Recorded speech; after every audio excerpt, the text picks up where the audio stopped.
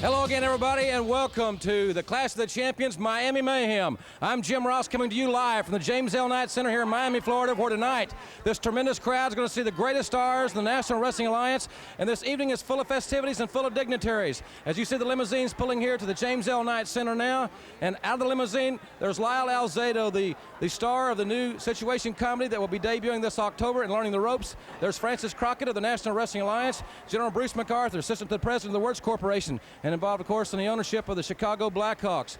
All the stars are here, the wrestling stars, the officials, great promoters from around the country have ascended on Miami, Florida, in this tremendous event that you are seeing live here on the Superstation.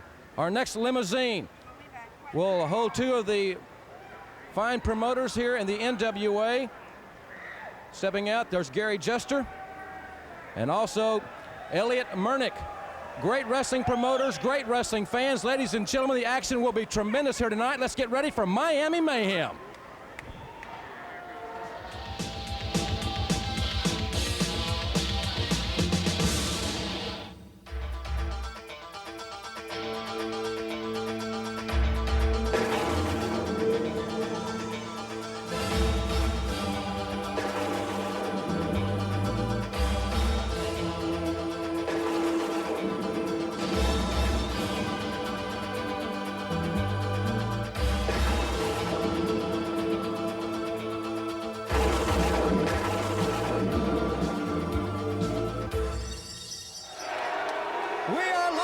Superstation TBS from the James L. Knight International Center, live downtown Miami for Miami Mayhem, Clash of the Champions. Hi, everybody. Tony Schiavone along with Bob Cottle, ringside for one of the biggest events in wrestling. It's going to be a big night right here, Bob, on Superstation TBS. It's going to be a great, great night of wrestling, Tony. Also, we're going to be learning more about the Great American Bashes that get underway beginning on June 26th. Plus, we're going to take a look at a special signing that occurred today aboard the yacht, the Black Hawk, in West Palm Beach. And it's going to have a great impact on Baltimore on July 10th. And also, we're going to be talking to a number of special guests. And as we say, it's going to be just a great night of wrestling. Our events here today, first of all, for the U.S. heavyweight title, the champion Barry Windham will defend against Brad Armstrong. Our next event will be for the U.S. tag team title, the Fantastics, the champions against the Sheepherders, along with Rip Morgan. A special challenge match as the Garvins, Ron Garvin and gorgeous Jimmy Garvin, with Precious at ringside against the Varsity Club, along with Kevin Sullivan, and Kevin Sullivan in a special cage. Right at ringside in that cage, and that's going to be something to behold. He'll be locked in a cage. Also, Al Perez goes up against Nikita, Koloff, a feud that certainly is side in the wars of the NWA, and then our feature event for the World Tag Team title. Tully, Blanchard, and Arn Anderson, the champions, going up against the American Dream, Dusty Rhodes and Sting. As we say, that's a fantastic night right there, Tony. It's going to be a fantastic night, so let's go with our first match. Ring introductions, ring announcer Bruce Owens. Ladies and gentlemen, this first match of the evening is scheduled for one fall with a 20-minute time limit for the United States Heavyweight Championship. Introducing first, in the corner to my right, the challenger. He hails from Marietta, Georgia, weighing in at 228 3/4 pounds, Brad Armstrong.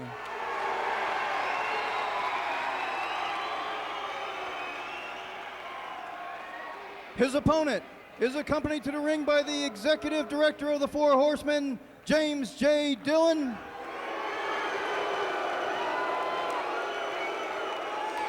From Sweetwater, Texas, weighing in at 261 pounds, the newest member of the Four Horsemen and current undisputed United States Heavyweight Champion, Barry Windham.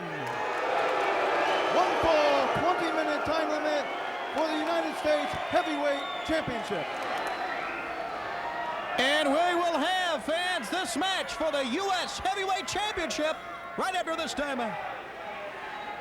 Clash of the Champions is brought to you by Hanes. Even tough guys like a little extra comfort underneath. It's not just underwear, it's Hanes.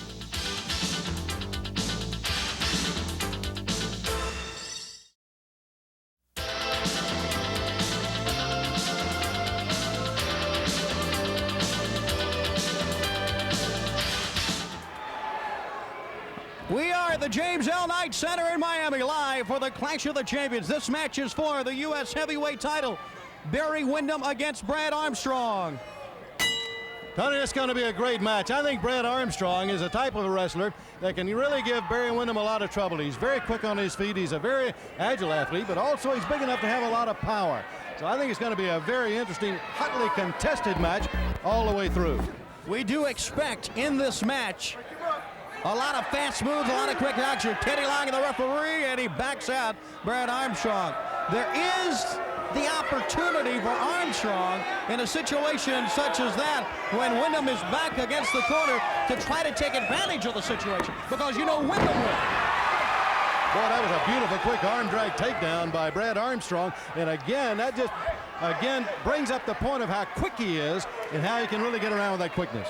Windham backing off, Teddy Long, the referee, warning Brad Armstrong. And the thing about the Horsemen is, and we've always known this, they will work on your mind as much as anything else. Good arm drag again as the leader of the four Horsemen, James J. Dillon, agrees with that move. And certainly Barry Windham, since becoming a member of the four Horsemen, certainly winning the U.S. heavyweight title is one thing, but if there was ever a man who really fit the mold of a Horseman, you wouldn't have thought it. With that slam, Armstrong, you wouldn't have thought it months ago, but Windham certainly has. Windham out of the ring after that slam, but you know, what a tremendous coup it was for James J. Dillon when he was able to bring this man into the Horsemen. That was just a great feat on his part. A tremendous amount of thinking and thought, I'm sure, went into that. They searched around for the man that they wanted to be the Horseman, the one that could bring the most to that elite group, and they settled on Windham, and he certainly fits the bill in every detail. Some of the fans here at the Knight Center look on. Certainly an important event for both men. Right to the midsection, Windham. And now right hand, he's got him in trouble on the ropes. Goes to the midsection one more time. Windham sends Armstrong over. Armstrong underneath. And a great hip toss. Brad Armstrong holding onside headlock. Runs him over and takes him down. So Brad Armstrong, the youngster out of Marietta, Georgia, certainly, as Windham counters with a good hip scissors, certainly, Bob, one of the most important matches of his career. Not only a chance for the U.S. title, but we're talking about live on nationwide television. Oh, and I'm telling you, Brad Armstrong is pumped. He's pumped to the hilt. And, of course, Windham is, too, because, as you say on national television, nothing he wants to do more than to defend that belt, not only to win the match, but to do it in a very good showing. Windham wants to win it, and he wants to win it big. He wants to put Armstrong out in a hurry, but he's going to go over now to have some words with Dillon, and I'm sure at this point that Dillon's got some great advice for him. All the gold is in that corner right now, too, Tony. You're aware of that. And you're talking about Ric Flair, the world heavyweight champion. And, of course, Arn Anderson, Tully, Blanchard will be defending their belts a little bit later on this telecast. All right, Windham up on the apron of the ring now. And Teddy Long wanting him to come in. This going down on the apron and going out onto the floor is all a four Horseman ploy. And Bob, whether you like it or not, has been very successful in the past. And it breaks the rhythm also. Armstrong is into a rhythm. He's really got things going his way quickly. When Windham gets outside, it breaks it. It stops it for a moment. Not only that, it breaks his line of concentration. Holding on now, Windham putting the title on the line is one thing, but putting it on the line against the caliber of Brad Armstrong, who on any given night can win himself a major title. He and Tim Horner, his partner, as the Lightning Express together, have won many tag team titles around the country. So he is proven champion material. Right now, though, Windham and Teddy Long really having some words as Barry Windham uses that old Horseman psychology right on the referee also. He is really taking his time, using his pace of the match. Into the corner. Well, and I tell you, they're looking each other right in the eye now, eye to eye. And Armstrong, I tell you, he's made a great showing so far in this match. He's done everything I think that he intended to do up to this point against the champion, knowing what a task he had before him. It was not going to be an easy task. Armstrong was aware of that, but I'm sure that he felt like he could get in the ring, get it going in the pace that he wanted it to go, and that's very, very important, and that's what he's trying to do in the match now. As far as Armstrong is concerned, he has to adapt to anything at all here as far as Barry Windham is concerned. If Barry wants to slow it down, Armstrong did not take advantage of the situation. You knew Barry Windham would sooner or later. Don't turn your head on one of the Horsemen. Right hand to the jaw again. It staggers Brad Armstrong. Picks him up. Slams him hard. Windham, all 260 plus pounds. Missed with a right hand. And Brad Armstrong is up. NWA TBS #1. And quickly Armstrong out to the side.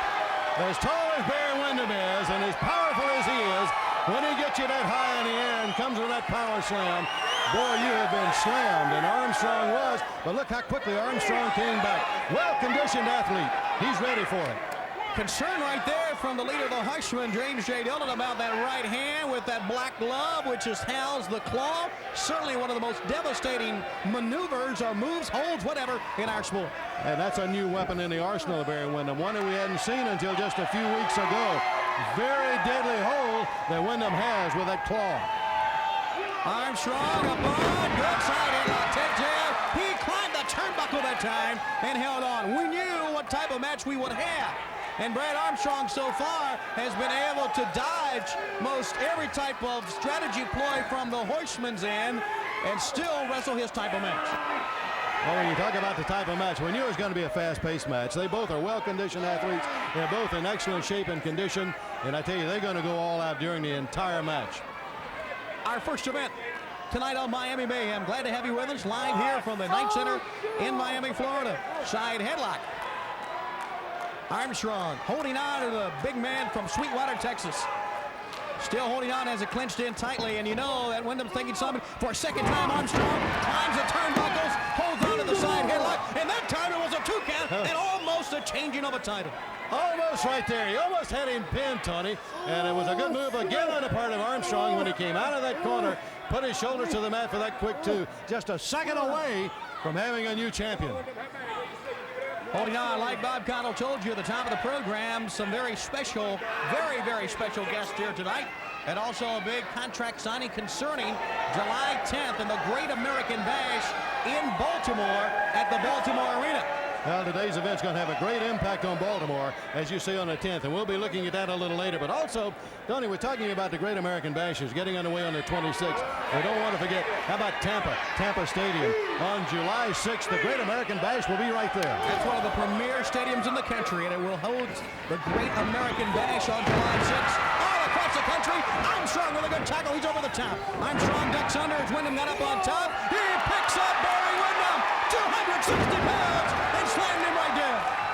Brad Armstrong right there proved to you not only was he quick and agile and a great athlete, but as we said, he had the power and the strength to go with it. He just picked up Barry Windham, held him high, and slammed him hard to the mat. And he's really got the pressure in that headlock now. Once again, walking the turnbuckle. Wyndham's got the balance. Windham with a belly-to-back suplex. Third time he tried to do it. And you know, Bob, one too many times on a veteran like Barry Windham will spell doom. He went to the well once too often, and it backfired on him that time. And right now, Armstrong's in trouble. He's hurt on the mat. Grabbing him by the hair now. Windham has Armstrong up to the ropes. To the other side he goes. Picks him up. Power slam. That has him down. And now Teddy Long's encircling the man with a 2 count only. And Armstrong got out of it. Fans on their feet here with that one because they thought it was all over. And Barry Windham with a disgusted look on his face. He thought sure it was all going to be over right there, that he had Armstrong pinned. A young man, he dug down deep, came up with just what he needed in just a nick of time. But I tell you, that was another wicked right hand, and Windham now is really beginning to punish Armstrong. Coming to you live from the James L. Knight International Center in Miami. This is the Clash of the Champions, Miami Mayhem. And this is for the U.S. heavyweight title. The champion, Barry Windham, it appears will execute and does a figure 4 leg lock. As Teddy Long now checks on the challenger. Look at James J. Dillon. Pulling on the arm, all the leverage. Getting all the pressure and leverage he can, and Barry Windham again proving that he's not a one-dimensional wrestler. We talked about the claw, now he's gone to the figure 4. No, he possesses really a tremendous amount of weapons in that arsenal of his. There's a look at your champion. The man who won that U.S. heavyweight title in Houston, Texas in that one-night tournament. Tony, you talked about that, and I think right here we ought to mention that as you see again some of the crowd here that are really enjoying the matches. But we talk about Barry Windham winning that title, and let's not forget, Dusty Rhodes never lost that U.S. title. And as we go towards the Great American Bash, and I know Dusty right now is thinking about one thing, and that's the World Tag Team title tonight. You got to realize that he is thinking a lot about Barry Windham in that U.S. heavyweight title. And a lot of things have happened between the American Dream, Dusty Rhodes, and Barry Windham. It's been like teacher against pupil, and tremendous change in Windham since he became a Horseman. He's turned on his friends, and he's turned on his dearest friend, and of course one of them, Dusty Rhodes. Now as Armstrong tries to hang on here, he is also turning the man over. Windham turned it over. I'm not so sure. We didn't see it right there, but Dillon may have had a hand in there. Yeah, I think he got some help from Dillon, and always that's a third man. When you got that other man outside of the ring, I tell you, it's hard to defend against him, and that's what Armstrong's facing right now. Pulling out Dillon, the fans. Whoa, the fans are really irate at Dillon, and rightfully so. We talk about James J. Dillon, the mastermind. Well, he is in more ways than one. Great financial genius. He's a great strategist.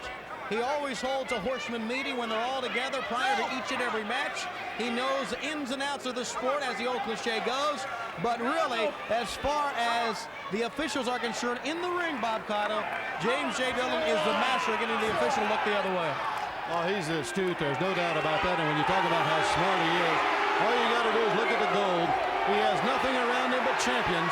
Here comes the break. Teddy Long saw the holding of the ropes. And Bob, right there for 2 or 3 minutes, he really worked on the leg of Brad Armstrong. Illegal or not, it had its effect, and he goes right after Brad one more time. Armstrong down on his knees and on the corner. And Tony again right now, he's in pain and he's in trouble as Windham now is really beginning to turn it up. He's going to turn it up another notch right now on Armstrong. And whether Armstrong can withstand it or not, that's what you got to see from here on out. Out of the ring goes Armstrong, right to the floor. And now Windham. This may be called no man's land, but it is like home to the Four Horsemen. Right down around that steel cage around the ring, and Windham had him high to the air. Boy, James J. Dillon, he really liked it. Barry Windham is very happy about it. They both got those big smiles on their face. As Brad Armstrong very slow now to get to his feet outside the ring. That's a steel cage, Tony, when you're as high in the air as that.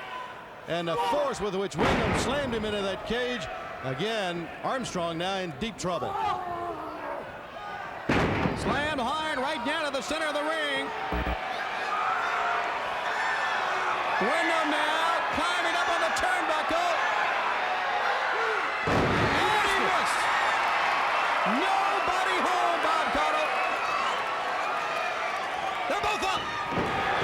He leveled him with a right hand. Armstrong again to the midsection. Brad Armstrong has him going down to the ropes. The drop kick right on the chest. And now Brad Armstrong with a second wind has Windham again to the midsection. That mistake by Barry Windham gave Armstrong the opportunity and the chance he needed. And right now he's trying to take full advantage of it. Again, high with a power slam of his. And now here's Brad climbing the turnbuckle his own self. Flying body press has him down. Barry Windham is out. He's going to go up again. Windham. He rolled right on through it, Tony. And he got the claw hooked in. The claw hold rolled him over. Has it on Brad Armstrong. But Armstrong came off of the rope and Windham caught him and they rolled right on through on the mat. That gave Windham the opportunity to reach up and get that claw hold right around the far. Look at the pressure now. He's going to pin him. That's it. With the claw hold, Barry Windham successfully defends that United States heavyweight title. And it was one great event. As you see, Teddy Long, this was the second time now that Armstrong had crawled up. You can watch it again in slow motion, fans. Tony, see when he came off, Windham managed to roll right on over and through and come with a claw. There it is, the claw hold. The U.S. champion is still Barry Windham. And when we come back, fans, our special guest and a very historic sighting for the NWA.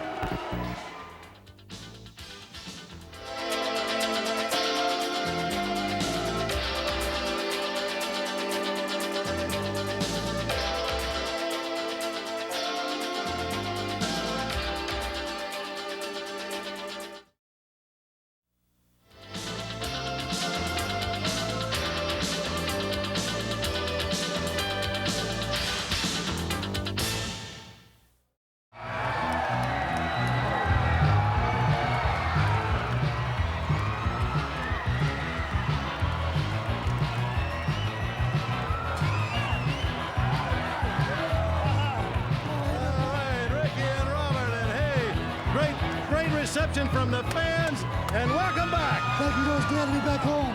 I'm talking about the NWA. Your Bob being 4-time NWA World Tag Team Champions. There ain't a single or tag team title safe around anybody's waist as long as the Rock and Roll Express are in town, baby. Woo! You sure got that right, baby.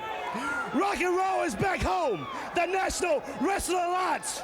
You know, there's so many things I'd like to say to all the NOS fans that stood behind the Rock and Roll Express through thick and thin.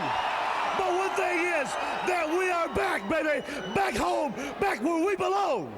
Like Robert said, there's no titles, single or tag team that's safe as long as we're around. And we are back, brother. The best in the world today. I'm talking about NWA, and rock and roll is here to stay. Woo! All right, fans, here they are, the Rock and Roll Express, and we welcome them back. Tony, by the way, a historic signing took place today aboard the yacht, the Blackhawk. You were there. This is going to have a great impact, as we mentioned earlier, on Baltimore on July 10th. Since you were there, let's show all of the fans what took place. Let's now watch that. Okay, let's go to the tape. The Great American Bash in 1988 will be held all across the United States on July 10th in Baltimore at the Baltimore Arena. The event billed as the ultimate confrontation. Ric Flair, NWA World Heavyweight title defense against the total package Lex Luger. This is truly the most important signing in the history of the NWA. The contract signing for this event will be held here in West Palm, Florida, aboard the 123-foot yacht Blackhawk, owned by the Wirtz Corporation, owners of the Chicago Blackhawks of the National Hockey League. This luxurious yacht has housed many top celebrities across the country, including former President, the late Lyndon Johnson, and Lady Bird, Frank Sinatra, John Denver, and a host of others. We do understand that inside, the proceedings just about set to begin, presided by attorney Dennis Guthrie, legal counsel for the NWA. Also inside, promoters from around the country, including Mr. Sandy Scott, Mr. Elliot Murnick, Mr. Gary Juster, promoters from around the world, members of the Crockett family inside, members, of course, of the Four Horsemen led by James J. Dillon, the total package Lex Luger, Mr. Bruce MacArthur, assistant to the president of the Wirtz Corporation. Now let's go inside, fans. See the signing of the contract, Ric Flair, and the total package Lex Luger. Crockett, how are you, sir? Flair.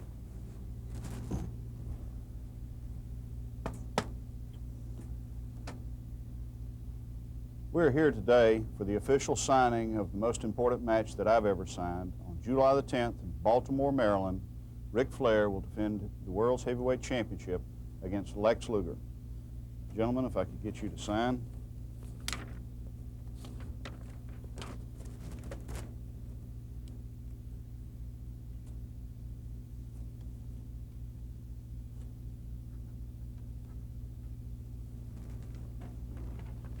Flair.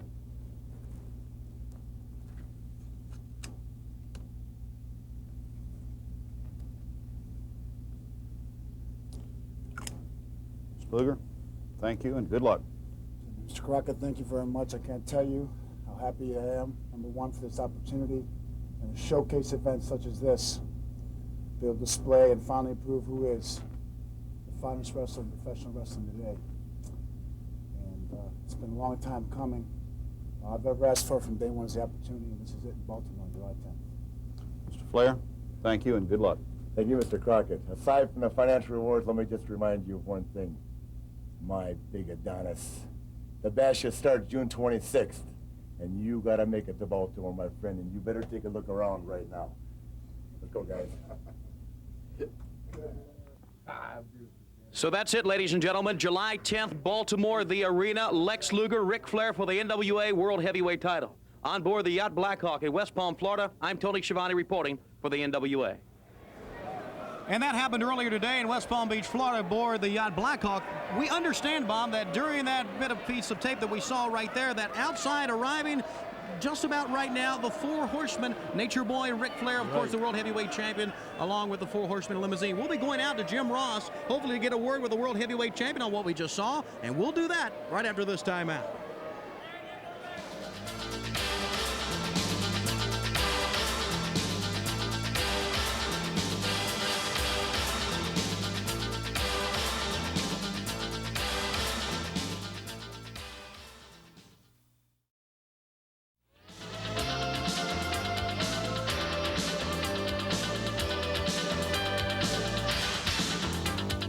Welcome back, ladies and gentlemen, to the Clash of Champions Miami Mayhem. I'm Jim Ross back outside here, and we're waiting on the arrival of the heavyweight champion of the world, Nature Boy Ric Flair. And quite obviously, there's some very serious questions that need to be addressed as far as the Nature Boy is concerned. We just saw the signing earlier today of the biggest match in the history of the NWA. You heard how Jim Crockett described it, the biggest match that he had ever signed, coming up at the Baltimore Arena on Sunday, July the 10th.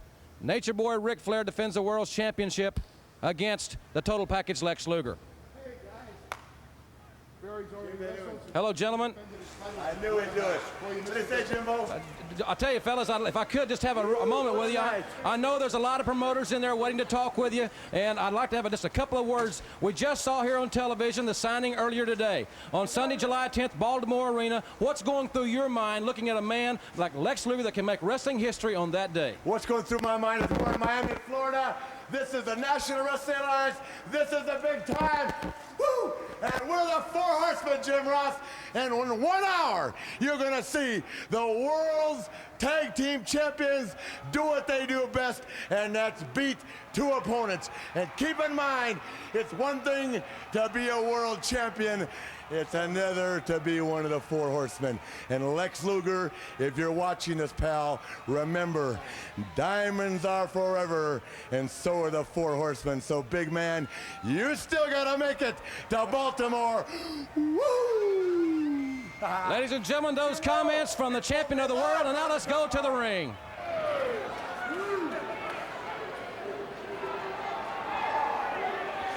Ladies and gentlemen, this next match of the evening is scheduled for one fall with a 30-minute time limit for the United States Tag Team Championship. Introducing first the challengers from New Zealand, having a combined weight of 481 pounds, the Sheepherders. Accompanying them to ringside, their official flag bearer, Rip Morgan. Their opponents, to my left, from the City of Angels, having a combined weight of 451 3/4 pounds, they are the undisputed United States Tag Team Champions, the Fantastics Bobby Fulton and Tommy Rogers. One fall, 30-minute time limit for the United States Tag Team Championship.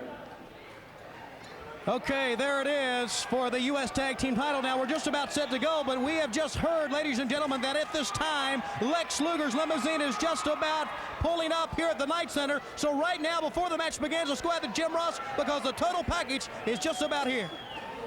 Thank you very much, Tony Schiavone. Indeed, the Total Package, Lex Luger, the challenger for the Heavyweight Championship of the World on Sunday, July 10th, the biggest match of his career. He's here along with the president of the NWA, Mr. Jim Crockett.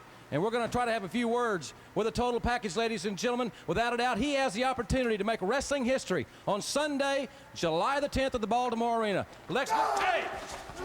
Come on, hey, come on! Get some help out here. Come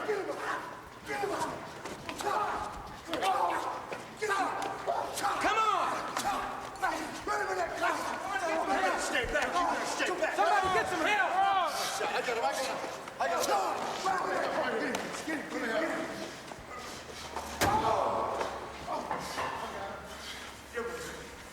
Come on, smart guys. Somebody get some help! Come on. You want to be the world champion? I don't think so, huh? You want me to get her? Come on. Give me a shot. Come on. You have nothing, pal. Nothing. Now, tough guy. You want to be world champion? We gotta get out of this. Let's go to a break. Let's go to a break. Let's get some help.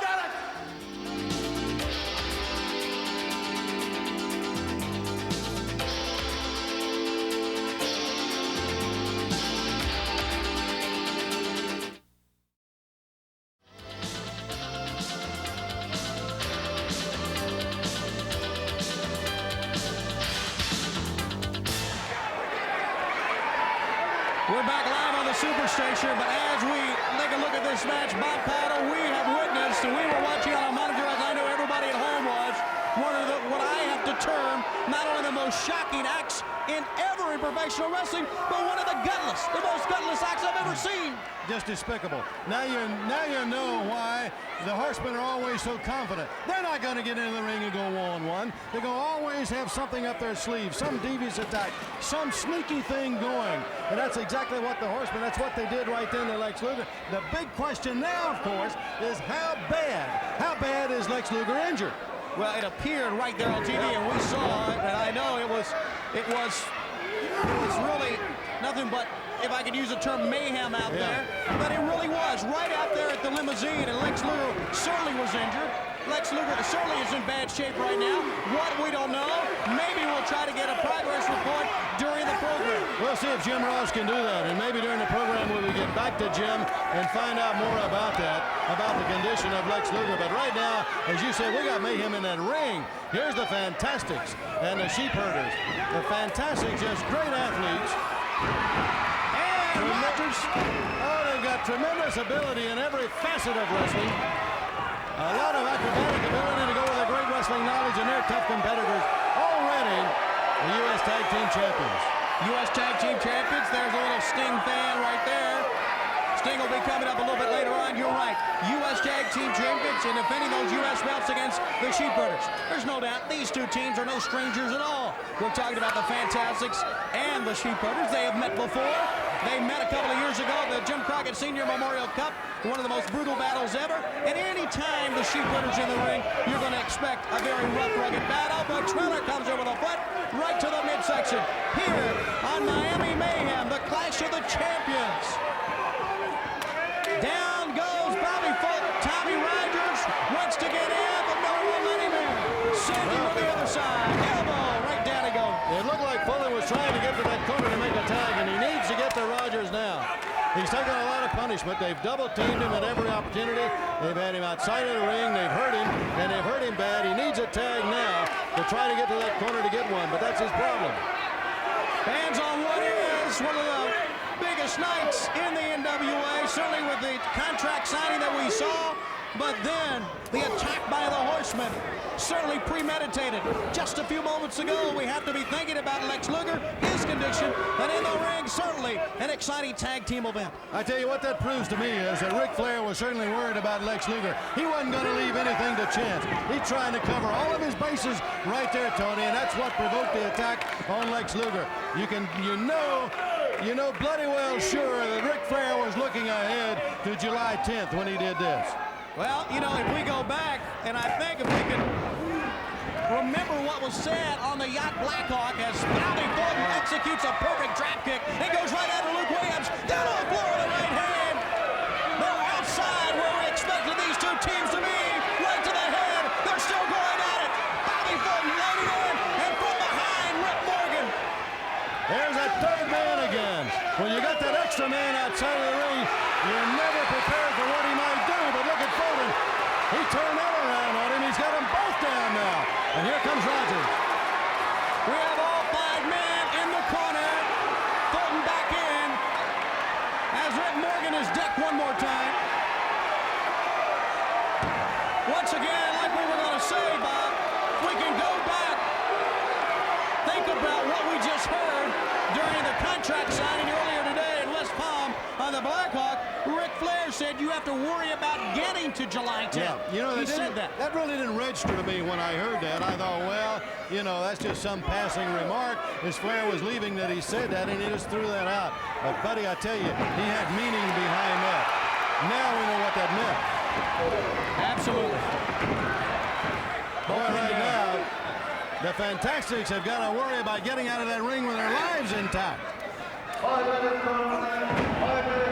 At the 5-minute mark of the match in this 30-minute time limit, the Fantastics and the Sheep Herders. Tommy Rogers scoops in, picks him up, throws him down hard to the center of the mat, and executes an elbow drop and a 2 count, and Luke Williams is out of it. This match for the U.S. Tag Team title, Bob. He had that leg hook, but he just couldn't hold him down for that count of 3 there, Tony. But I I tell you, these young guys are great crowd pleasers. The fans just love them. They're so quick. The action is always fast-paced when they're in the ring, and they take it to the opponent. They don't stand back, and they don't wait for him to come. They're always ready for the action, and they're taking it to him. The same thing applies to their opponents. Stomp to the back of the head. If there's a rougher or more rugged tag team in the world, it would be hard to find the Sheepherders. He thought, he being Butch Miller, that it should have been over. But Rogers had kicked out of it. The fans waving those USA flags in the face of the Sheepherders from New Zealand. And Butch Miller stalking and now grabbing Tommy Rogers up against the ropes.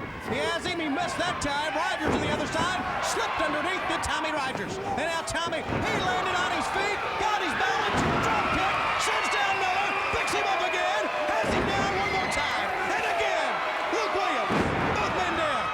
Boy, the Sheepherders think they got hold of a buzzsaw now. But you saw Rogers, he really pulled off some slick maneuvers. Over the legs, from behind, over the back. And that's where his athletic ability really paid off. He could have been in trouble, and he could have been trapped, and he could have been caught by the Sheepherders. But his ability led him to get out of that without really getting trapped. As you take a look at Miller, Bob, in singles competition, in tag team competition, you've got to take chances. You've got to be able to go outside and fight them on the floor. You've got to be able to take on 2-on-1. The Fantastics will do that. You've got to do it against the Sheepherders. Well, these young men have proven themselves over and over again. And as United States champions, they're taking on all comers, as witnessed right here, fans, on this Miami Mayhem. What a match to have live on TBS, the Superstation, all across the country. What tough competitors. Boy, they picked a Lulu to go against the Sheepherders. Well, they knew, the Fantastics, when they signed a match for the U.S. Tag Team belts, it would be a tough match. But when you sign it against the Sheepherders, a team, and I know the Sheepherders want to win a title, Bob, everybody does, because it means more money. But Luke and Butch, if they finish the match by hurting someone, a lot of times they're satisfied. And now, Rogers fighting back again, rakes Miller across the eyes. But Rogers, the brunt of a double team right there, as Luke Williams had come in to knock him down, and now comes in one more time. Well, Williams had made the tag, and now he gets Rogers from behind, just as Rogers was trying to get over to make the tag. And he's just so apt to put it, if the Sheepherders can injure you, if they can hurt you, well, they feel like they've accomplished what they set out to do when they got into the ring. They're going to maul you. They're going to try to knock you down, beat you down, knock you around the ring, and handle you any way they can. We are live with you from the James L. Knight Center in Miami, right here on Superstation TBS. This great wrestling event is for the U.S. Tag Team belt. We have seen a lot of things we haven't expected here today. We knew that the Horsemen would be coming in. We knew that Lex Luger would be arriving, but little do we know that Luger would be assaulted. It was like almost like a lynching that they tried out there. And I don't want to belabor the point, but I really got it in my mind. I'm just really concerned about Luger, and I'm really anxious to know just what happened to him, how bad he really is, Tony. Rogers ran right into the knee, maybe one too many times. Got a 2 count only, and kicking out of it, Tommy Rogers. Now, Miller that time had that leg hook, but again, Rogers managed to get the power behind it to kick off. He was going to be double teamed. Smart move. The quickness paid off there. There's that time. Here comes Bobby Fulton. Left hand, side of the head. Bobby Fulton. Now, with a lot of momentum on his side. Going right after. Butch Miller has him back to the corner. Luke Williams is down the floor, nowhere to be found. He's in the wrong place. Is Fulton. He is there to be tied up. It's a 2-on-1 situation. Rogers comes in, and both men stomping away as Rogers is moved back to the corner. Fulton was in the corner. He was in no man's land. He's over in the corner of the Sheepherders. That's definitely where you don't want to be. Any momentum he had was quickly thwarted. The Sheepherders start their assault there. 2 count, and Fulton out again. One of the keys to the Fantastics has been their resiliency, Bob Cottle, being able to take a beating, still come back to have enough whereabouts, enough presence to win a match. Well, to be a champion and to keep that championship, that's what you got to have. You got to be able to take it. You got to be able to come back, because in any professional wrestling match, anytime you get in a ring against any opponent, you're going to take somewhat of a beating. They're all going to be able to dish it out to you.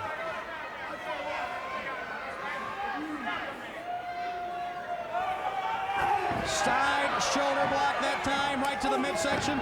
This presentation of TBS and the Wrestling Network is live on Superstation TBS.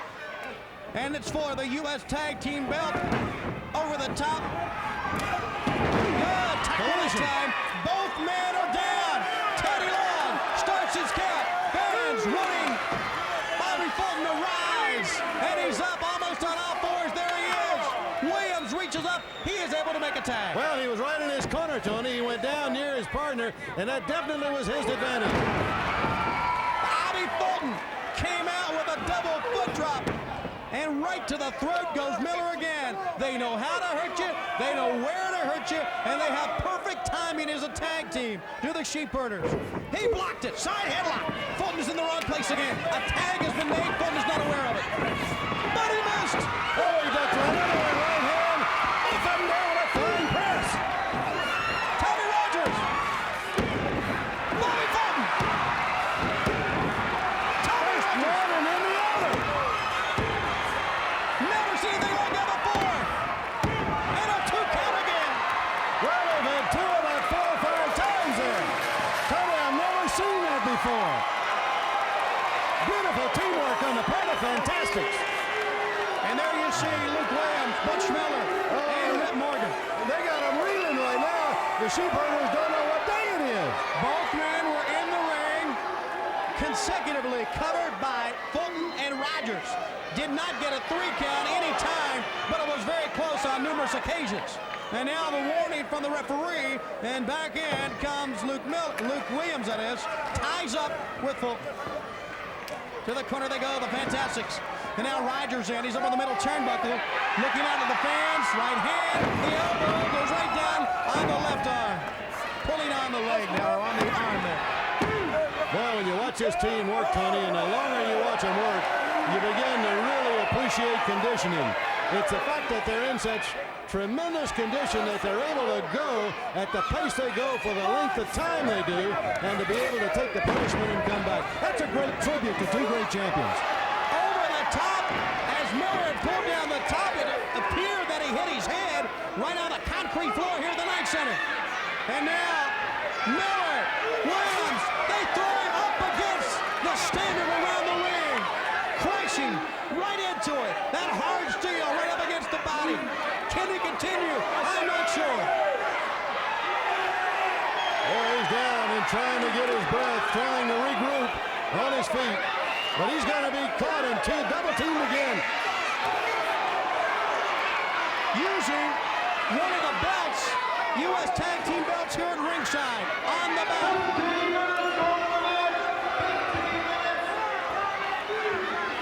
15 minutes in the 30-minute time limit for the U.S. Tag Team belt still.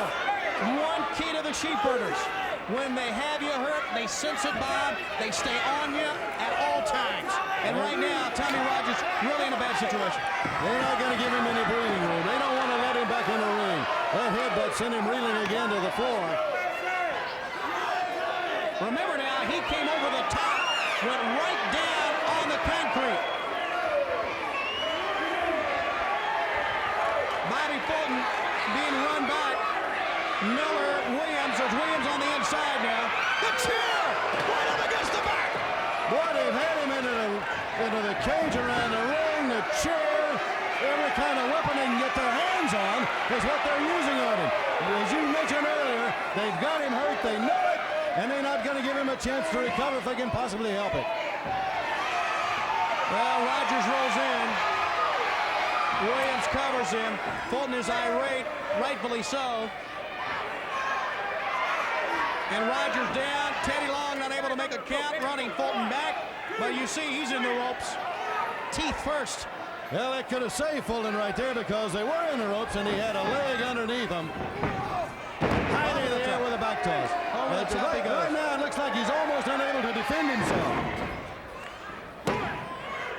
A 2 count he got out of. Speaking of defenseless, what about not a 2-on-1 or a 3, but what about a 5-on-1 like we witnessed just moments ago with Lex Luger coming into the building? That's a Horseman for you. That's the way the Horsemen operate. All 5 of them. That includes James J. Dillon. All of them waiting on Lex Luger. All of them with that sneak attack. Missing was Miller. He hit his own man that time. This has been a wild brawl in many aspects. Still the sheepherders relentless. Shoulder blocks right to the midsection from Luke Williams.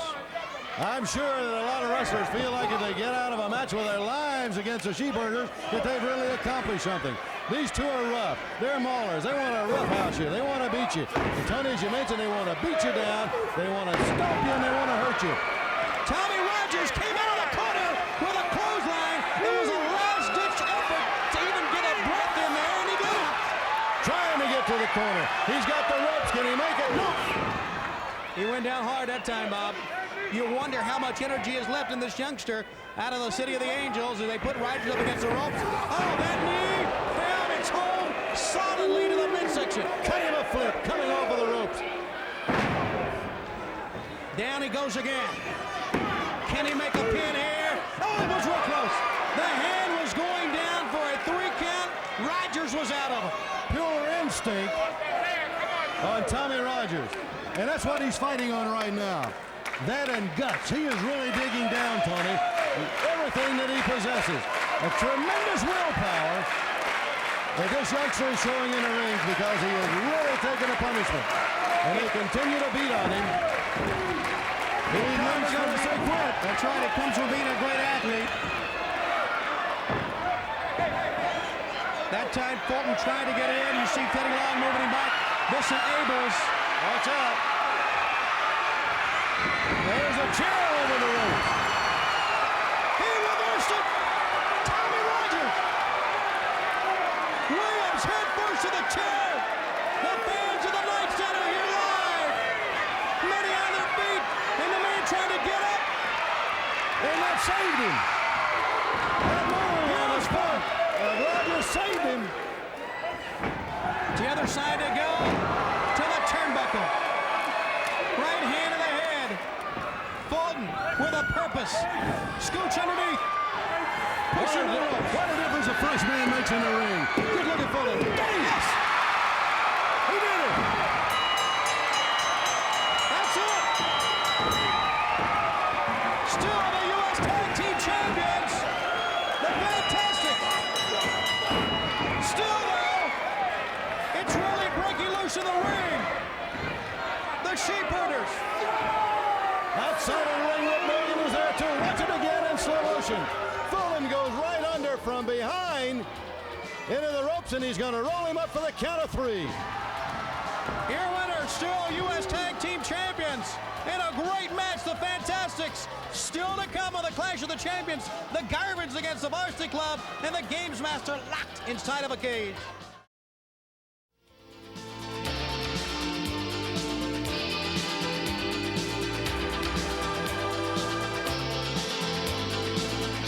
Hi, fans. Tony Schiavone being joined for this match. As our commentator, we're talking about Steve Dr. Death Williams, a very dappy Dr. Death Williams. You know, we think about what we just saw outside with Lex Luger and Ric Flair and the Horsemen. Doc, it was a 5-on-1 situation. I'll tell you what, Tony. Right now, I'm just really shocked. I'm kind of speechless right now. But, you know, I don't know what happened really to Lex. I don't know I know they probably rushed him to the hospital. But I don't know his conditions. But I know all these people here and all around the world, all our prayers are with Lex. And with a fast recovery, I know Lex is excuse me, I got a little tongue twisted there. I know Lex, you know, he's his own man. And I guarantee you, he doesn't back down from any fight. And I guarantee you, 4 Horsemen, you guys better gear up. Because I guarantee you, when Lex comes back, he's going to be one fired-up man. And I know Lex can do it all. Okay, Steve Dr. Death Williams, who will be with us during this next event. Kevin Sullivan, the games master, will be locked in a steel cage. We're ready for this tag team event, fans. Let's go to the ring.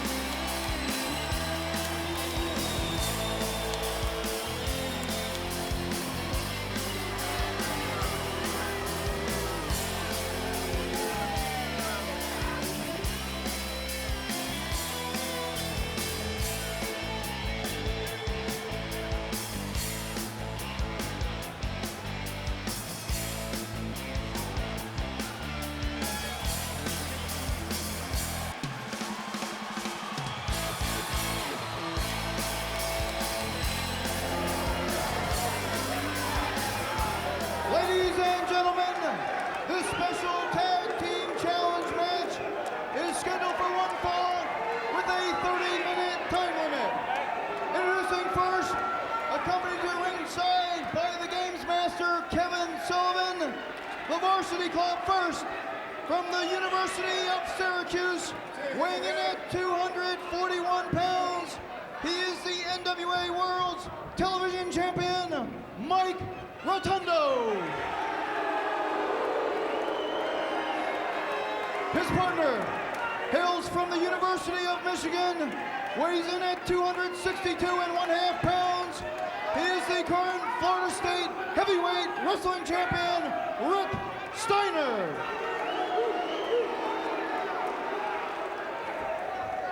Their opponents, first, from Atlanta, Georgia, weighing in at 233 pounds, world-renowned as the Fist of Stone, Garvin. His partner from West Tampa, Florida, weighing in at 224 pounds, gorgeous Jimmy Garvin.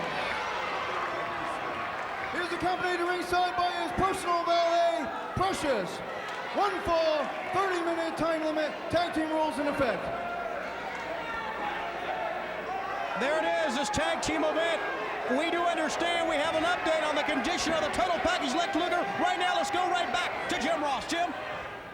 Thanks very much, Tony Schiavone. Ladies and gentlemen, it's very hard to put into words the heinous act that I just witnessed, but we all witnessed to Lex Luger. 5 men against 1. What a brutal attack. We do know that Lex Luger has been rushed to the hospital. I plan on being in contact with the hospital in just a few moments. Hopefully to have a report for you before we go off the air here on the Superstation. 2 points. The Horsemen were laughing, a lot of glee, a lot of happiness of what they had done. And somebody said as they walked through the door, our plan worked. Quite obviously, it was a premeditated attack on the 4 Horsemen. Ric Flair doesn't want Lex Luger to make it till July 10th. Let's go now to the videotape and see exactly what transpired. He has the opportunity to make wrestling history on Sunday, July the 10th at the Baltimore Arena. Lex Luger, hey! Come on, hey! Hey, come on! Get some help out here. Come on! Wait a minute! Stay back! You gotta stay back! Somebody get some help! I got him! Get him!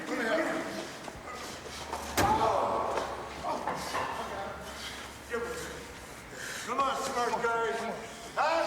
Somebody get some help! Come on! You want to be the rough security? I don't think so, huh? You want me to get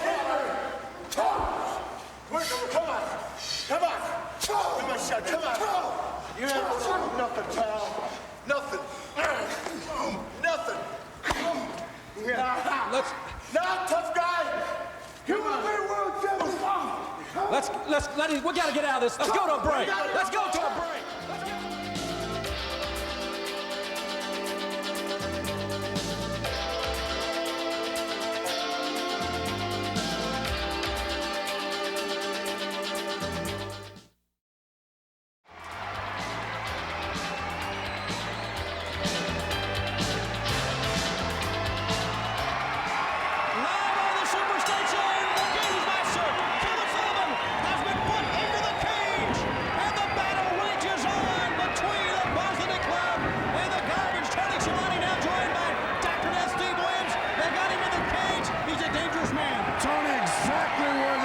Should be in a cage. That's a home, sweet home for him. Steiner goes right out onto a monitor here as we are with you at ringside live from the Night Center. The Garvins, you know, with Sullivan locked in the cage like he is, gorgeous Jimmy Garvin, I know if he had a chance to get at him,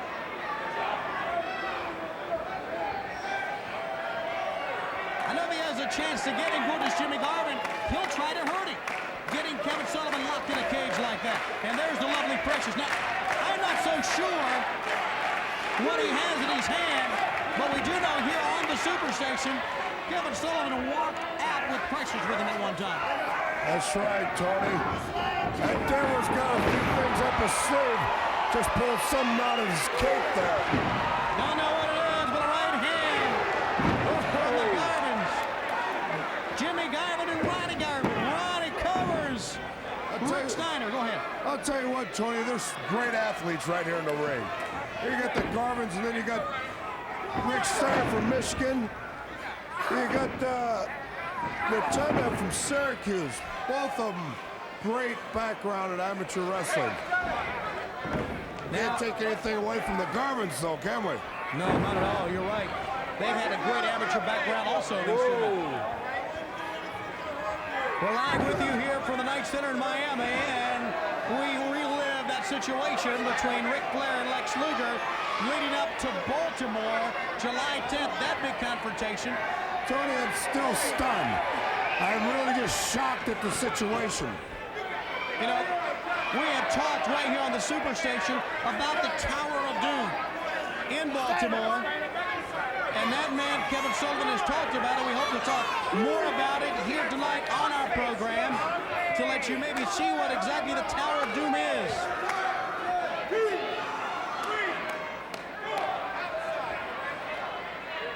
The last time that man was near Precious, he kidnapped her. He took her away. lie to you. Come here. I'm not an animal. Don't have me in this cage. I'll tell you what, Tony, the Tower of Doom. I'm excited just to see the whole situation. Good move by Rotundo. Fireman's carry took him over. Fireman's carry right there, Tony. Great move. And Rotundo smiling while backing up to the corner. And you know, as mad as gorgeous Jimmy Garvin is, as much as he would like to maybe get over the cage and hurt the games master, he doesn't want that to blind him and really slip up right here to lose the match or get hurt himself. That's it. Look at Garvin take over on the arm. There you see our ringside special guest, Dr. Death Steve Williams, with us here on Miami Mayhem. Games master Kevin Sullivan. And during this entire time, he has been not only talking to his men in the match, but the games master has been doing a lot of talking to Precious. Tony, if you look over there to Precious, she's got her eyes set on old Devil over there. I don't know if they're saying a few words back and forth.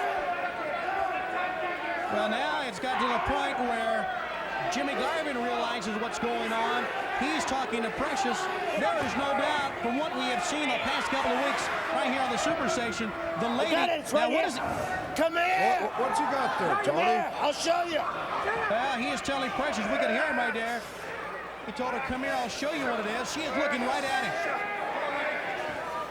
I have no idea what's going through her mind.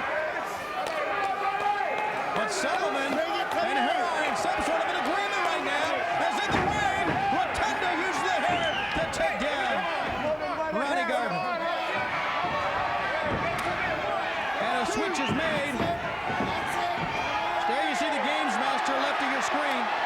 She is easing her way over there. I don't know what's in Precious' mind right now. He's holding on that key awful tight. I want to remind you the Great American Bash does start on June 26th, and the gorgeous Jimmy Garvin is looking forward to the Great American Bash. He's got a lot going on his mind right now, especially with Precious in that situation. His hometown, Jimmy Garvin's, is Tampa, Florida. Tampa Stadium on July 6th, one of the biggest events ever. Oh, Rotundo's got that TV champion. It's notarized. Come on. In my point of view, I don't think he's the people's choice. And in the bashes, it looks like I'm going to get a contract to wrestle Syracuse boy. And I guarantee you, he's got his hands tied. Well, as Precious eases closer to the games master, there is no doubt when he found out and knew the contract was signed and he will be locked in a cage to prevent him from maybe hauling Precious off one more time, that he had a plan. I don't know what he has, what that paper is, but Garvin wants at him. Look at him. Oh, boy.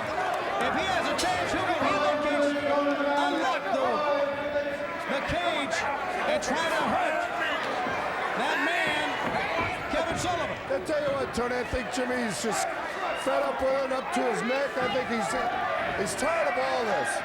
I think he's just ready to open a can. She has the key. She has the key right in her hand, the key to the cage. So now we know some of the motive. As they work on Ronnie Garvin in the ring, he wants her to unlock the cage. She has the ability. She has the key to unlock the cage. That's one of the reasons he wants her over there. Well, Tony, I'd just like to know what's ticking in that little mind of our Precious right now. She's holding on tight to that gold key and looking over that devil. Well, we've wondered about that for weeks now. One thing is for sure, every time she makes her way closer to that man, Jimmy Garvin takes his attention away from the match and pulls her back. That does not help Ronnie Garvin any at all because he's had a pretty hard match in the ring against these two men. It's hard for Jimmy to keep his head on this match while Precious is over there looking over at Devil, having a few words. I know it's got to be a big burden on his mind. A double team. A tag had been made, but Kenny Long will not allow the tag. Ronnie Garvin being worked over in the corner. This is for no title at all. It's for honor as much as anything else, for a reason. As we get closer to the Tower of Doom, the Great American Bash on July 10th in Baltimore, certainly Jimmy Garvin would like to settle a score right here with the Games Master prior to the Tower of Doom. And you mentioned, Doc, what is going through her mind? You know, Tony, I got to give Jimmy some credit.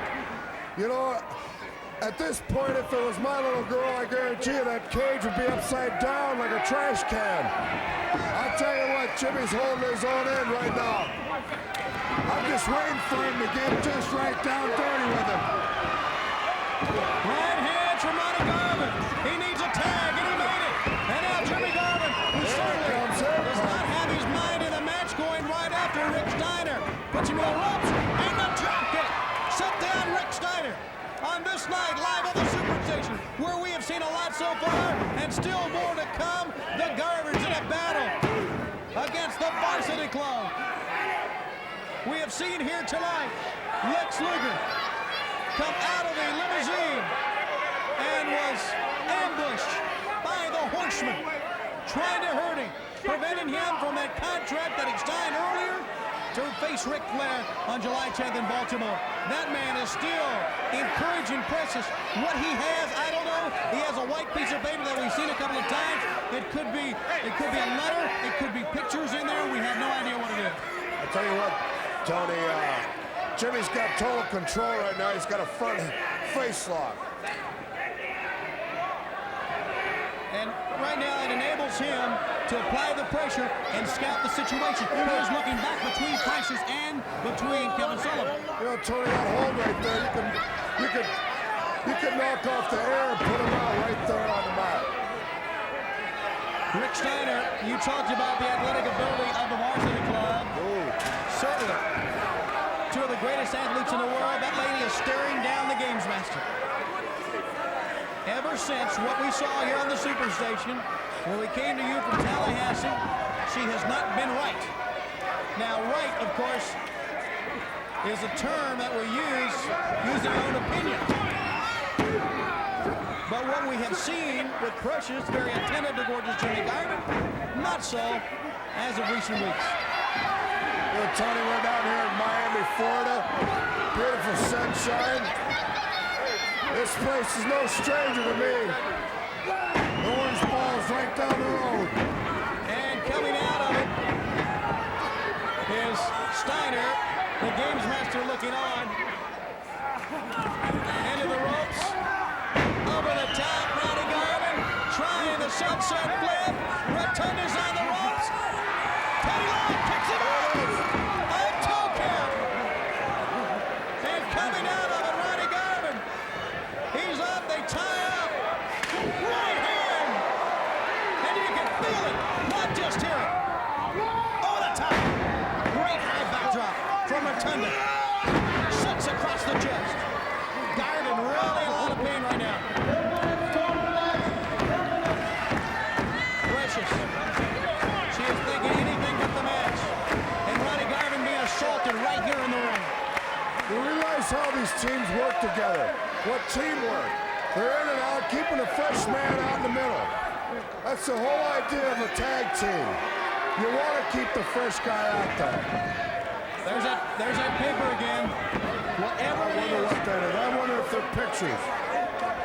Whatever it is on that piece of paper, or maybe an envelope, I really can't tell from here, and something that she is interested in, and now they're choking. I don't know what this is they're using. It appears to be a rope of some kind or a cord, but they are choking Ronnie Garvin in the corner. He is really taking a beating here in this match.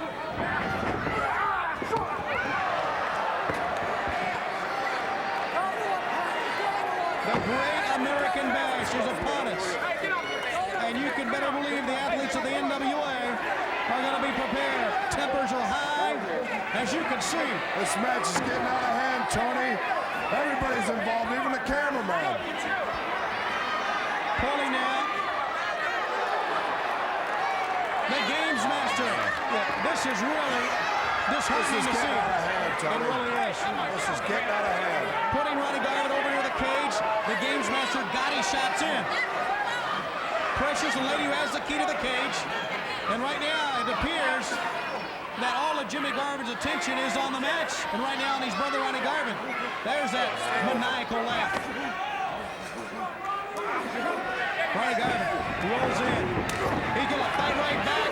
He's in the corner, trying to fight out of it. And he cannot. Headbutt! Steiner! Down! Center of the ring! A tag! Gorgeous Jimmy Garvin with a foot to the side of the head. Garvin tries to let go, Jimmy. Double team right here, Doc. That's it. And all 4 men are in. All 4 of them. Mania. Ronnie Garvin right hand. Throwing out Steiner, or Rotundo.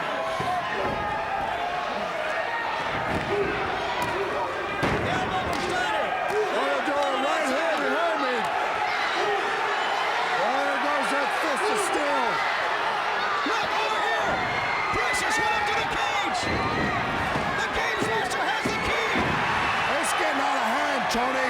The match is over with the pin. The Garvins will win. Precious is unlocking it. Looks like she's reaching for that ladder. I think you're right. Kevin Sullivan appeared as he was trying to choke Precious. I have no idea.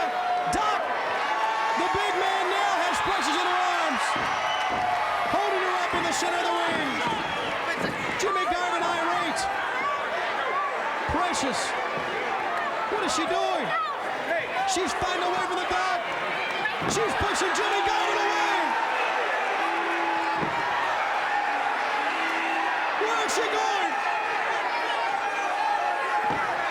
Precious is leaving. What in the world is going on? Total shock. The Garvins are your winners. And we're going to be back right after this timeout.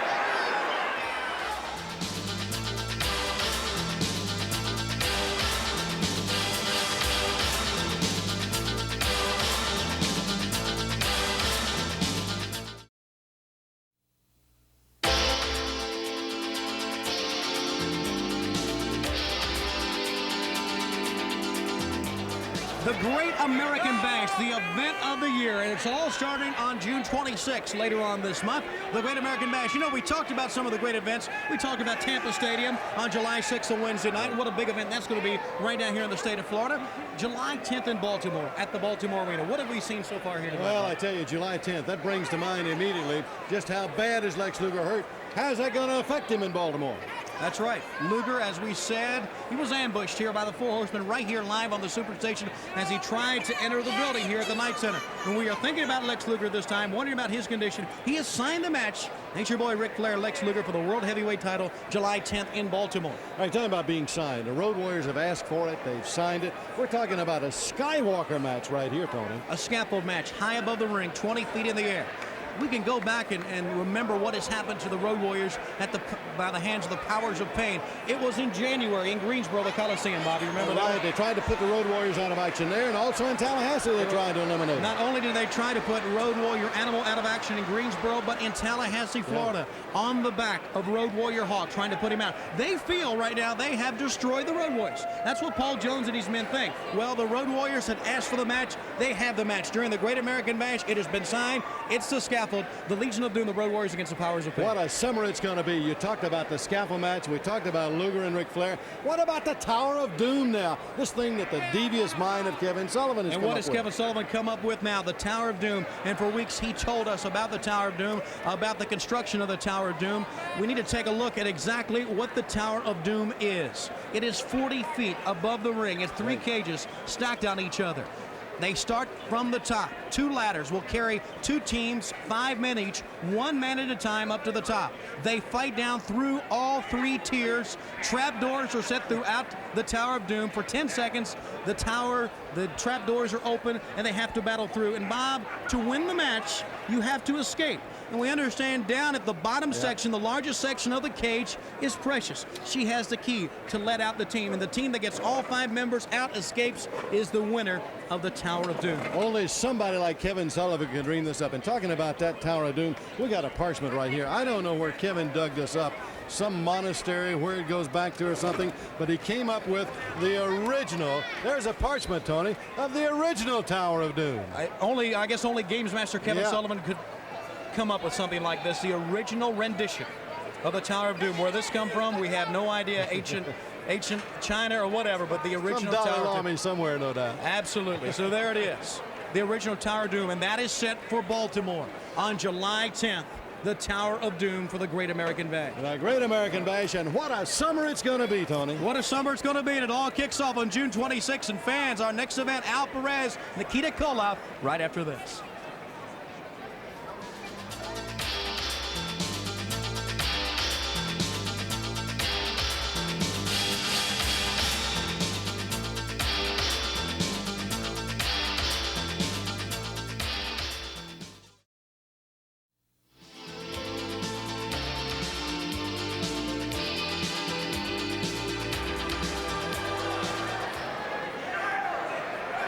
This special international challenge match is scheduled for 1 fall with a 30-minute time limit.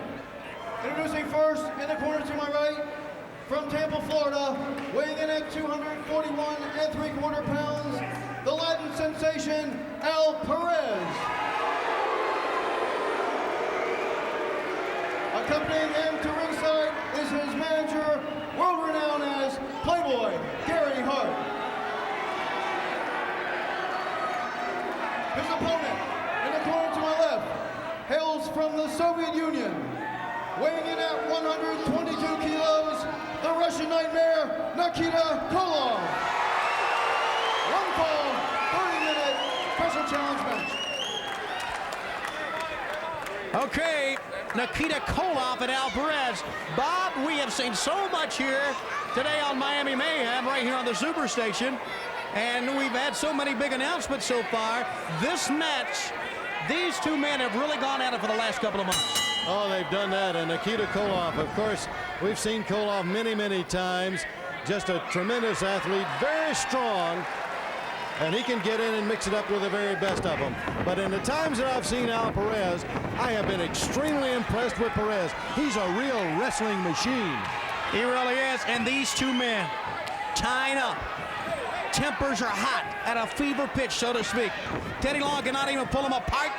They have to be at their own pace. Oh, when they come face to face right there and chest to chest. As you said, this is something that's been building. It's been building and building and building to this. And there's nothing but hatred and animosity between these two. It's all going to come out right here. We come to you live from the James L. Knight International Center, downtown Miami, Florida. Good to have you with us right here on Superstation TBS for Miami Mayhem, part of the Wrestling Network. Boy, that could be a mistake. You don't want to try to shove and push Nikita Koloff.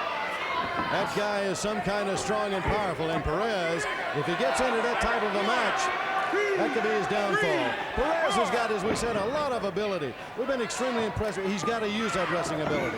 He's got speed, he's got quickness, got a lot of power too, but he's got to use those things to his advantage in this match. Against Nikita Koloff, you're right. Has him into the corner. Nikita with a great reversal. Slams him right to the turnbuckle. You're talking about force. Perez almost dropped all the way to the canvas after that. That was a powerful man that time. Believe me, he felt those turnbuckles when he went flying into that corner. Nikita really whipped him there. He had a full head of steam when he hit that turnbuckle. On the arm now. Just pulling and tugging, pushing on that left arm of Nikita Koloff. Plus, you know, too, Tony, one thing you can't overlook, and that's the fact that outside the ring, Perez has got always in his corner. And I think you might say he's sort of cut from the same mold as James A. Dillon. And that's Gary Hart. Here's another very astute individual. He really knows his wrestling. He knows what's going on in the ring. And believe me, he knows a champion when he sees one. And he sees one in this man, Al Perez. And he is one of the main sticking points, hot points for Nikita Koloff.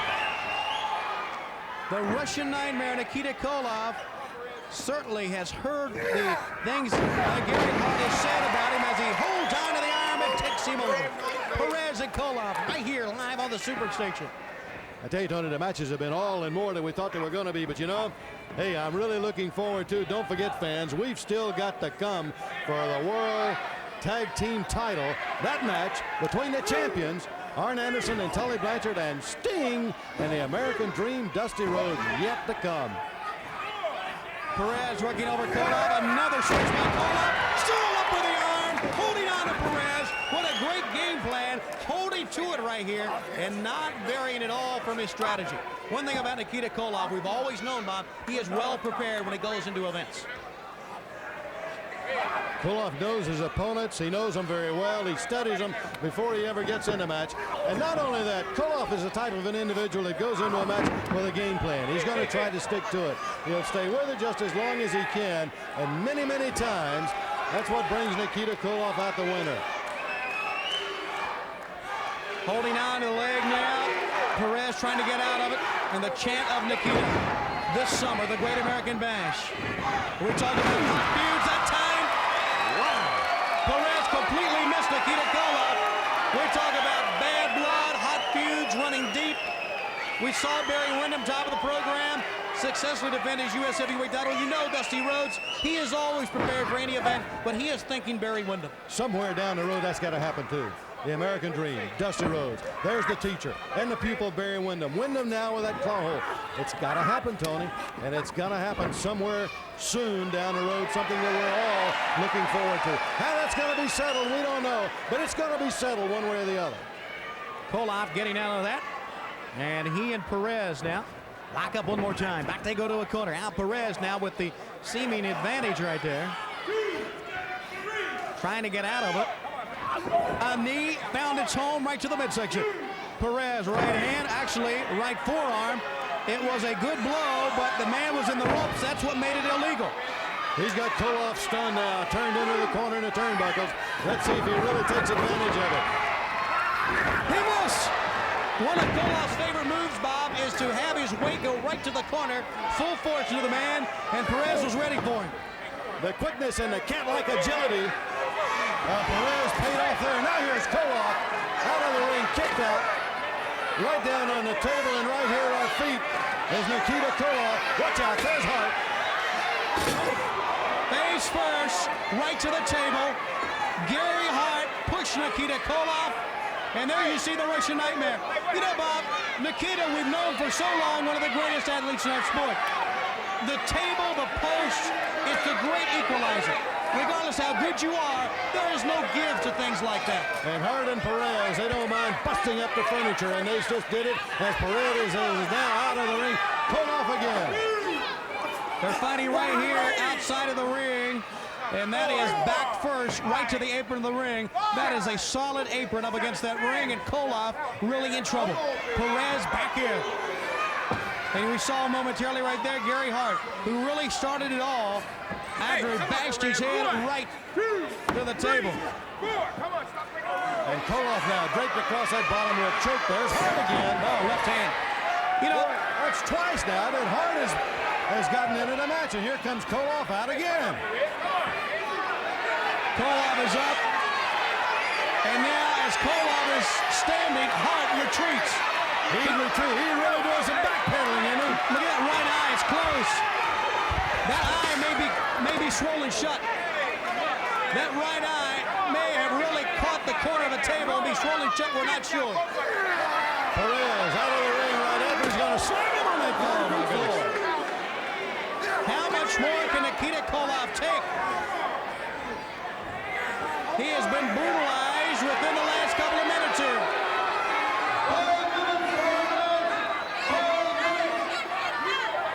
Gary Hart looking innocent while Teddy Long is looking at him.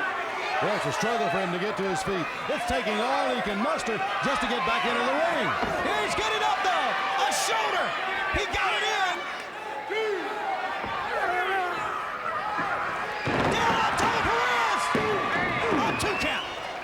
He really almost turned the tables on Perez there. I thought sure he had him for the 3. Only able to hold him for the 2. Right now, he's back in trouble again. That's just how quick Perez can turn it around. That's right. Give a lot of credit to Al Perez. He was stunned momentarily, almost lost the match that quickly, but he has stayed with his game plan. He has kept the pressure on Nikita Koloff. We talk so much about the greatness of Al Perez, and you know it's really coming out right here on the Superstation tonight.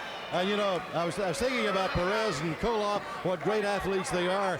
I got to go back. I was very interested in hearing what Lyle Alzado said about the athletes and about the wrestlers, how they compared with some of the football players as athletes, how great he thought the wrestlers were.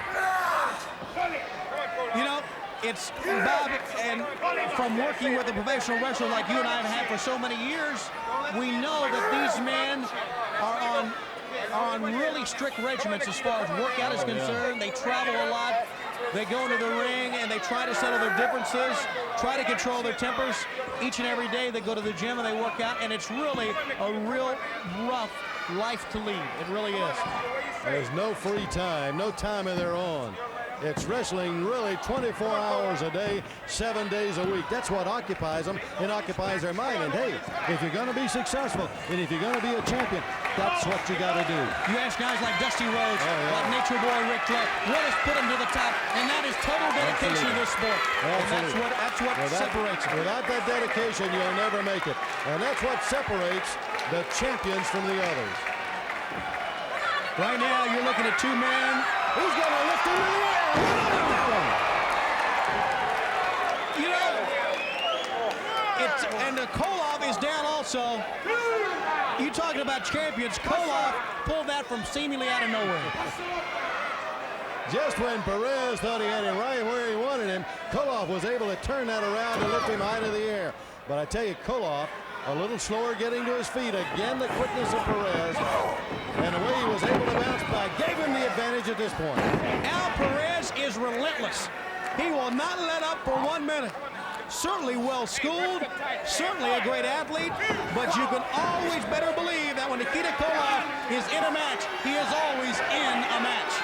And fans, the action like you've seen tonight, that's what you're going to be seeing this summer with the Great American Bash when it gets underway on June 26th. Also, let's not forget Tampa Stadium on July 6th. What a night that's going to be. Live on the Superstation, Koloff trying to sunset flip, and what a move. Perez just backpedaled, using the momentum, got tied up in the ropes. No sunset flip coming right there. Great counter move by Perez, and now has him in the corner with a shoulder. Look at Koloff, it's stunned him. Oh, you can hear the air just leaving Koloff as he got that shoulder hard to that midsection. Now Perez, oh, he's going to try to suplex him. He can't get it up. No, Koloff, I said, every time he's in a match, he is in a match. And reverse it. A vertical suplex. Koloff, who is weary also, but Perez is stunned. Both men trying to get up once again. I'm sure that Perez really didn't think Koloff would have been able to do that. Good block. Koloff with the right hand. Maybe Nikita getting another win. He caught the foot. He caught it right out of the air. Oh. A vulnerable position for the Latin sensation here. Wheels him around and knocks him down. Boy, To the other side. Of Perez, there was a look of fear when Koloff had that foot up. He knew he was completely at Koloff's mercy. The shoulder. As we come to you from the Night Center, so many developments have happened. Out in the parking lot, out right side of the Night Center, with Flair Luger, and now this match, two men giving it their all for a nationwide audience. Koloff and Perez going at it. They're toe-to-toe. Each man refusing to give an inch, and there goes Perez over the top rope. Gary Hart's on the apron of the ring. There he is. Climbing. Here's Zabisco. He had a chain around that right hand. There's the bell. They have Koloff cloaked. Gary Hart has his jacket over the head of Nikita Koloff. How many times are we going to witness a situation like this? A 3-on-1. Hart and Zabisco just holding Koloff to the corner. Hart with a cover around his throat. A chain.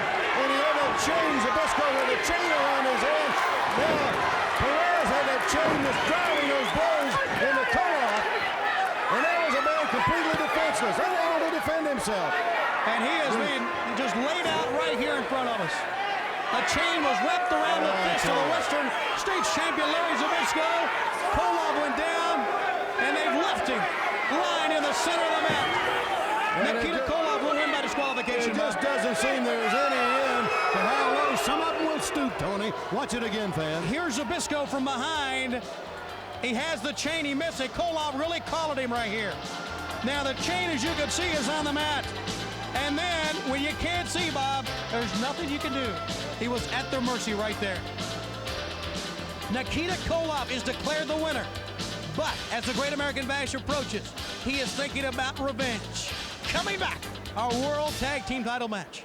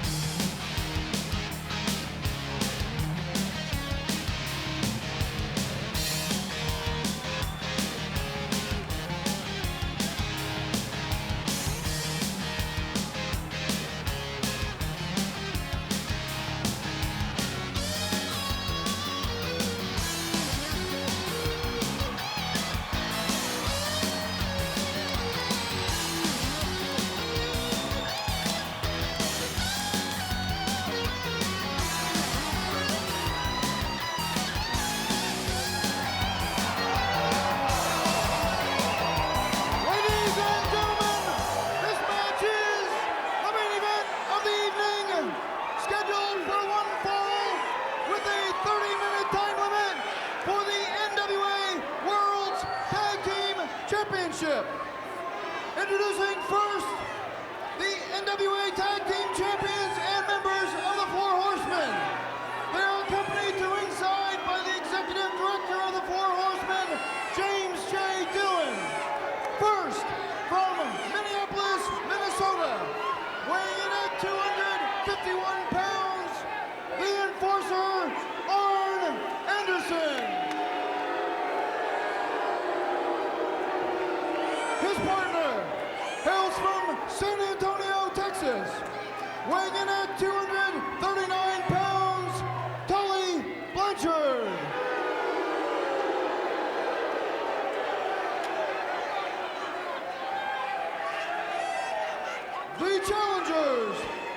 first, from Venice Beach, California, weighing in at 255.5 pounds, Sting.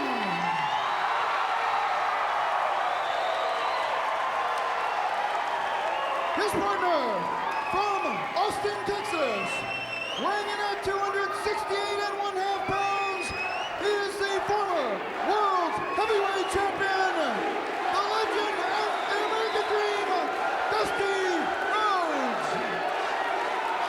One fall, 30-minute time limit. This is for the NWA World Tag Team Championship. So there it is, Bob Caudle, Dusty Rhodes. And you hear the chant for Dusty and for Sting. They're the challengers. We are with you live on Superstation TBS. Tony Schiavone along with Bob Caudle in our feature main event. And you know, Bob, a lot has happened here today. I know Jim Ross is following closely the situation with Lex Luger and what has happened with him today. I know the Horsemen are a little bit gloating right now, all of them, including the world champion. Where did Precious go when she was with Kevin Sullivan? That still has to be answered. We're leading to the Great American Bash, and we have this great main event right here on the Superstation. An explosion is about to go off in that ring. War is going to happen right here, fans, right before your eyes. Sting and Dusty Rhodes. The Dream. Oh, have they ever been aching to get hold of Arn Anderson and Tully Blanchard? And they're going to do it right here now before this nationwide audience, and they are ready. Together, Dusty Rhodes and Sting, a team which is not teamed on the occasion as the Horsemen have. Right. But still, when you talk about two premier athletes, they can certainly become World Tag Team Champions right here tonight. Down on the floor goes Sting. Arn Anderson right at him. Anderson, the enforcer. Ooh. Oh, he missed it. Left hand, and he drove it right into that steel post. And look how Sting is right quickly back at it. Pulling down the arm. You know, it's a blow like that that can break a bone in the hand or the wrist and can really put the match in the favor of Rhodes and Sting. Notice how Sting is going right to the arm now. He's going to stay with it. Well, you can see a championship flying out the window right there on a move like that as Arn Anderson made that mistake. And Sting, as powerful as he is gone right back to work on that arm. And you can tell that's the influence of the Dream, too. And Dream is going to really compliment this young man. We have Sting idols all across the country. You see one right there. The paint on the face, the charisma, the ability is all there for this young man from Venice Beach. Arn Anderson trying to make a tag, but Sting will not let go of that left hand. We've been talking a lot about Sting and about Dusty Rhodes. Let's talk about the champions a minute. Arn Anderson, Tully Blanchard, World Tag Team Champion, great athletes. You don't be a world champion without being a great athlete and a great competitor. They've held those championships for some time, and I tell you, if it happens here tonight, if they lose them, you're going to say they're going to go down fighting. There's no doubt in my mind, whenever you take those belts away from these men, buddy, you will have done a job. Absolutely. Blanchard goes down. The best wrestling is the NWA on Superstation TV. Here he comes. Here he comes. Well, Tully Blanchard could see it coming, but there wasn't anything he could do about it. He just had to stand there and take it. There is nobody in the state of Florida quite like the American Dream, Dusty Rhodes. It's quite an event when he is here. You know it's going to be a big event when he comes to Tampa Stadium for the Great American Bash July 6th. He caught Blanchard in midair and threw him right back to the corner. Right hand. No, elbow. Wrong corner for Tully Blanchard. Right by the nose. He's got a hand in his nose if he does that many times. Pulling on the leg. Boy, that's tough on the knee. Now with that spinning toe, he may try to get him in a figure four. There he is. Figure four leg lock. Dylan.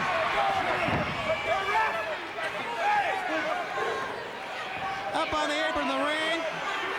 You know, we've said it so many times. They have proved it here outside of the Night Center with Lex Luger. That there's always a crowd whenever the Horsemen are around. Rhodes! Oh, look at Dylan. They'll triple team you, double team you. All 5 of them will jump you. It doesn't matter. The arch enemy of the Horsemen, Dusty Rhodes, now down right on the floor, right next to us. And there's nothing he can do. All right, here's Arn Anderson quickly after him again.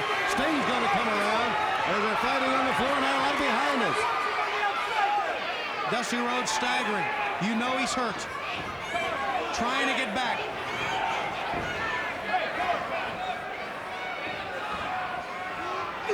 The Dream has been to the war so many times, though. You know, Tony, even though he's taking a pounding and a beating right now, running through that mind of his is some way that he's trying to figure out to come back. And no way! Dusty Rhodes out of nowhere comes across with a flying lariat. Pelters Tully Blanchard, grabbing Blanchard by the hair. And a drop kick for the Dream. The Dream makes the tag. Sting is in. Right hand. Another one. And again. To the other side. High up.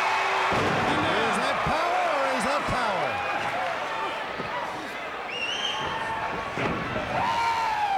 Here he goes. Boy, that's devastating. And that is simply devastating. Sting going after both of them. This was the right thing for Anderson to do. A knee in the back. Sting is outside now. Double team. There he is on an iron fence again. Just when Sting was about to get that scorpion locked in on Tully Blanchard, there was Arn Anderson.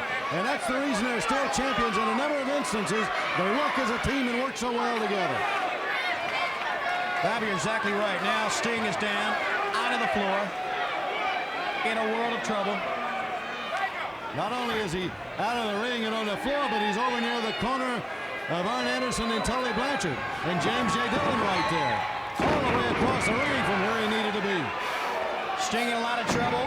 On top of him, Anderson. Only a 2 count. Sting got out of it.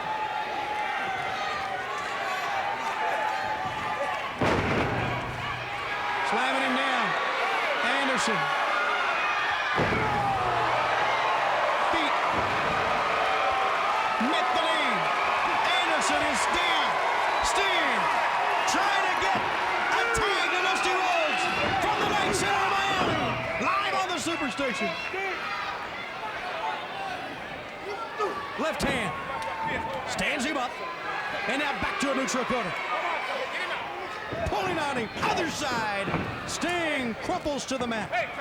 And the champions working so well together as a team. They're going to double team him now. And now it's Sting that's got to dig down. You know, it appears they always wrestle with intensity, Bob, but it appears the situation that happened outside with Luger has really pumped the Horsemen up. Oh, they're pumped and they're excited and they're ready, no doubt about it. Double team to perfection right there. You can't get any better than that. Now Blanchard. 2 only. I'm sure they're thinking now that they're rid of Lex Luger. They would like to get rid of Sting and Dusty Rhodes. Really, I think they would just like to get rid of everybody that challenges them.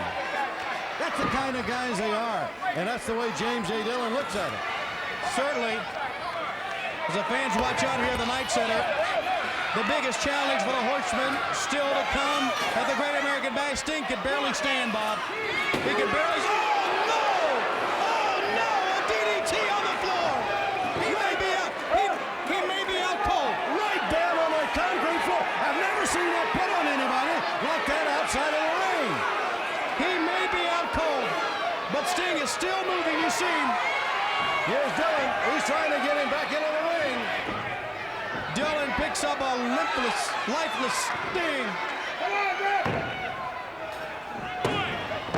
Only a 1 count, and he got out of it. They are really beating this youngster out of Venice Beach, California, all over the arena, so to speak. Sting right now, as you say, Tony, he's taking a beating of his life. But I tell you, you got to really hand it to the youngster.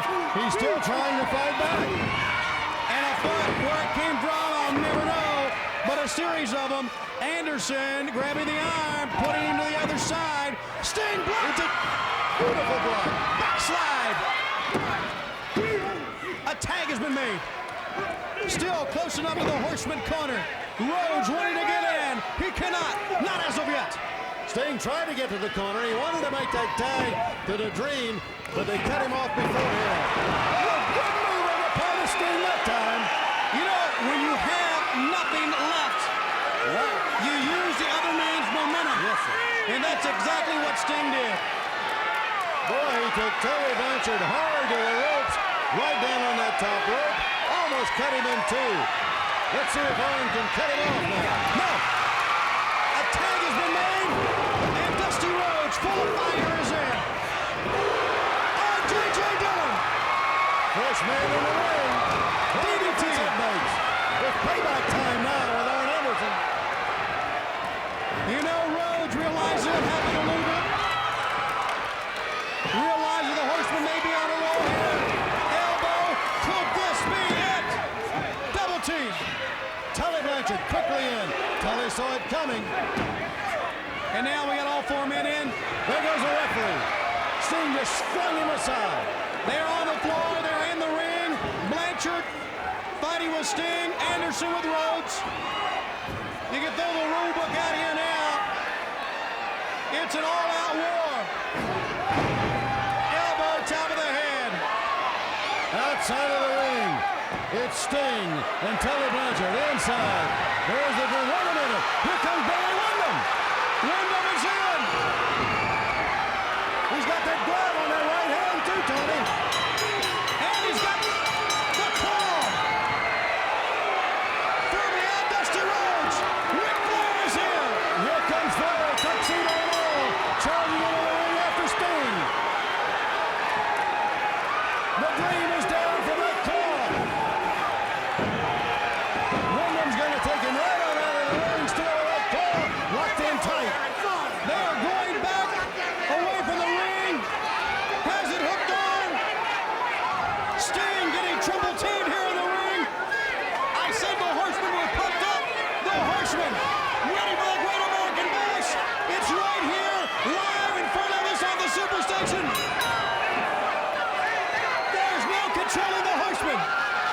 We said so many times they are dominating professional wrestling, and they are showing it right here tonight. The Horsemen is saying that wrestling revolves around them, that it all revolves around the Horsemen. Again, they're proving it. It's been their night as they will swing Sting over the top rope. We'll be back, fans. Don't you dare go away.